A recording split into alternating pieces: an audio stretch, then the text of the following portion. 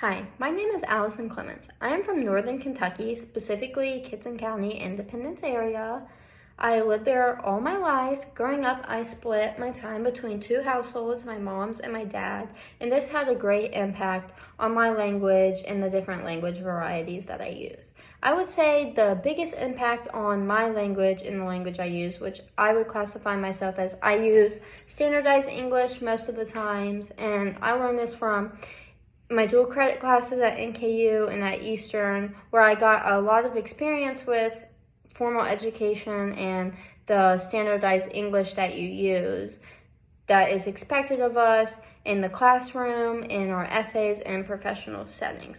But on the other hand, I do use informal language such as slang, inside jokes, and even sometimes curse words.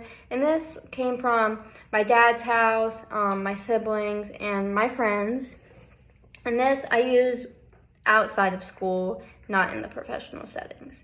When I think about my language varieties, there's a clear contrast. At school, I use formal vocabulary, the more standardized English, and at home with my friends, I switch to more informal language such as slang and playful trends, even like the 6-7 trend that my siblings got me hooked on. And I also do curse sometimes with my friends and my siblings, but this is not how I was seen at my mom's house. They use very much standardized English, and my mom's more formal in her speech and uses higher level vocabulary. But in contrast, when I was at my dad's house, he would curse a lot and didn't really stick to formal English, and sometimes this had a great effect on me because I use different language when I was at my dad's house versus when I was at my mom's house.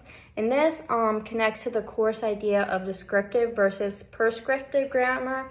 My mom takes more of a prescriptive view, expecting proper language, while my siblings and I use language descriptively. We just go with how it naturally happens in our household. So at our moms, we use more formal, and then our dads, we use the less informal, not standardized English. And this really shows how language ideology works. Society, we often believe that there's only one correct way to speak, and this would be the more standardized English that is expected of us in schools and advances our careers.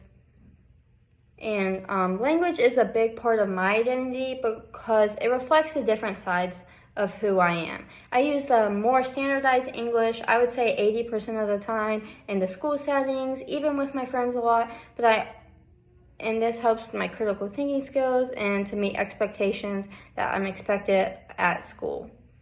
Socially, I switch to slang and informal speech sometimes to connect with my siblings and my friends, and this is an example of code switching and contrastive analysis. I know how to move between different varieties depending on the setting. I am very flexible in my language, and my identity is not fixed. I don't stick to just standardized English. I can switch my varieties when needed to. Language plays a huge role in my education, and it helped me create a successful life because it got me into college, helped me get scholarships, and helped me be able to do dual credit, which this shows that language has power because standardized English is often seen as more powerful, and it helps you convey your ideas more.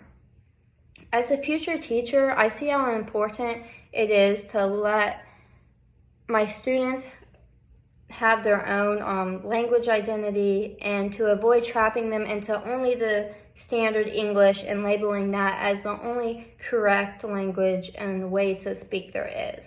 I want to value their voices and give them the tools of standardized English so that they can be successful while still honoring their home dialect